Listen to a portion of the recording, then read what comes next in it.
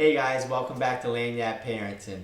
Today, this is not going to be a short, silly video. We're actually going to have a serious video on how to get your baby to go to sleep at night.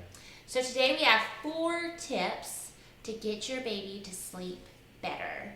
So make sure you stay around for that 4th one because it's a real game changer. Make sure to like, comment, and subscribe. So tip number 1 is to have a daytime routine. Are we getting our baby up at the same time? Are they taking their naps around the same time? Are we feeding them around the same time? This helps your baby start to develop a routine, get them on a day schedule that helps them with their night schedule. Yeah, consistency is very important. We'd get our kids up at around 6:30 every morning. We'd have a nap in the early hours of the day. We'd have a nap after lunch. We'd make sure to get them up after a few hours. That way they didn't sleep too long in each nap. And we would avoid screen time, especially those first few years of life when we're talking about a baby. It can affect you from going to sleep. Right, so tummy time over TV.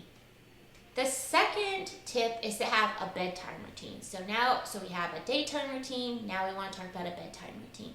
This can and should be something relatively simple. Having a routine at night allows their brain to start to pick up that pattern, to release that melatonin that helps them sleep at night. Another really important thing for your child's bedtime is an early bedtime. It is important that children get to bed early in order to have long-term success. Range for children is anywhere between 6 and 8 p.m., kind of depending on how old they are. So babies are going to be closer to that 6 range, and older elementary school children are going to be more towards your 8 range. And we just put them down at 7:30 p.m., 2.5-year-old and a 5-year-old, and it's been like that, like clockwork for years now, and it's a beautiful thing for your own mental health. A third tip is to be mindful of their eating schedule during the day. Babies are notorious for being snackers, so if you want them to sleep at night, you have to make sure that they're getting their calories during the day. That would be something just to be aware of, to try and encourage them to do a complete nursing session, finish a bottle, trying to stick to that schedule of every couple of hours we're feeding them. That way we get in all of the necessary calories. This is something you can start around 4 months, give or take. You have a great idea if the baby's not underweight. That's the time that usually a baby will be able to self-soothe. So right around 4-month mark, you'll be able to go ahead and start this process. Okay, so here is the big one. And maybe a little controversial, but I'm going to try to make it not. Okay, so the 4th one is helping your baby learn to soothe themselves. This is not the same as cry it out. One of the things we want to do, at 4 months, your baby has the ability to sleep up to 12 hours. Now, they're 4 months, so they don't know how to do it quite yet, and they have to learn and be taught. That's your job, is to help them. One of the things you want to do is put them to bed awake but drowsy. Put them down in a pacifier, leave the room. Now, say they go to bed, they fall asleep for an hour or so, and after that, you hear them crying.